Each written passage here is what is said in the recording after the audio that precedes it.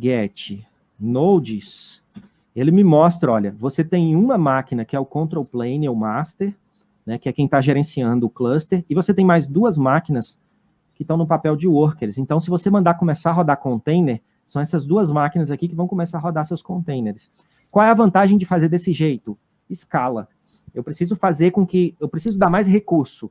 O que é mais fácil? Colocar mais memória e processador nesses servidores ou incluir um servidor adicional? É muito mais fácil incluir um servidor adicional. Se eu precisar diminuir, é mais fácil entrar em cada máquina e tirar memória, tirar processador, ou tirar aquele servidor do cluster, ele já fica fora, já não tem mais aqueles recursos ali. Então, a ideia da escalabilidade é justamente aqui. Se eu fizer um get pods, o pod do Kubernetes é um pouquinho diferente do container, mas nesse cenário aqui, vamos colocar como se fosse tudo igual. Então, ele está rodando a minha aplicação, ó, usando esses módulos aqui. Eu tenho 3 versões de um módulo chamado Reviews, eu tenho uma versão do Ratings, uma versão do Product Page e uma versão do Details, né? Então, minha aplicação, ela funciona com esses módulos. Quer dizer que eu rodo esse monte de coisa para fazer essa paginazinha aqui. Isso mesmo. Então, deixa eu aumentar o tamanho da fonte, né? Todas aquelas coisas lá são só para rodar essa paginazinha. Acabou. Qual é a vantagem disso? É que se parar um pedaço, por exemplo, essa parte aqui que é do Reviews, né? Se parar um pedaço, só isso aqui fica fora do ar, o resto fica tudo funcionando. A pessoa consegue logar, a pessoa consegue ver todas as outras informações, né? Se eu precisar mudar a versão, eu mudo a versão só desse aqui. Vamos começar, então. Eu vou gerar um tráfego. Não é possível, né? Antes, se caía tudo e ficava sem acessar, e aí você feria a questão de permanecer online, né? Disponibilidade. E aí, você perdia muito dinheiro com isso aí, viu? Aí aqui a ideia é justamente essa. O impacto vai ser menor, porque vai ser só numa parte da função, e resolver um pedaço isolado é mais fácil do que resolver tudo. Escalar um pedaço isolado é mais fácil do que escalar tudo. Isso, o Yuri colocou aí, né? Aquela mesma coisa que a gente já tinha comentado, né? Você não precisa ser expert em tudo, mas é bom conhecer de tudo um pouco para justamente você decidir o que você quer ser expert, né? O microfront-end, Rondinelli, é nessa linha, né? Que o Steele está colocando um exemplo muito parecido com esse pensamento, sim. Nossa aplicação são 4 serviços, né? Isso aqui, ó, é um serviço. E dentro do serviço, ele tem um container, né? Esse aqui é o container.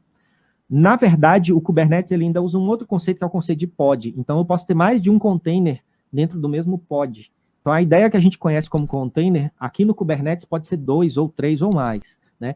O que o Steele faz, né? A gente está conversando desses 3 caras aqui, né? O Docker é para criar containers. Quando você decide usar o Kubernetes para gerenciar seus containers, ele instaura aqui uma nova coisa chamada pod, né? Que pode ter vários containers lá dentro.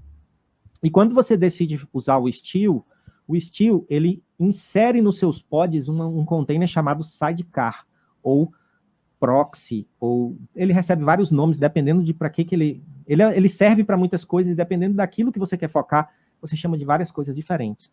Esse triângulo que a gente está vendo no Kiali é o sidecar, o container que ele injeta dentro do serviço, dentro do seu pod. O que esse sidecar faz?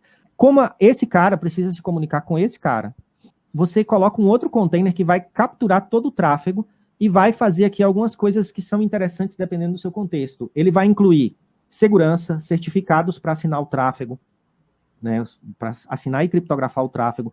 Ele vai incluir configurações de rota, né? Por exemplo, se uma requisição chegar direto de um container que está nesse serviço para esse cara que bloqueia, ele vai, enfim, ele vai fazer uma série de outras coisas que eu não vou explicar agora, porque senão vai ficar um negócio gigante, né? A não ser que vocês queiram, eu vou deixar esse sidecar de lado aqui. Então é por isso que a gente vê desse jeito.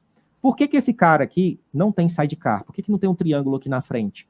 Porque ele é a entrada da nossa aplicação, então ele fica diretamente exposto. Da forma como eu fiz, ele fica diretamente exposto. Não tem sidecar para tráfego.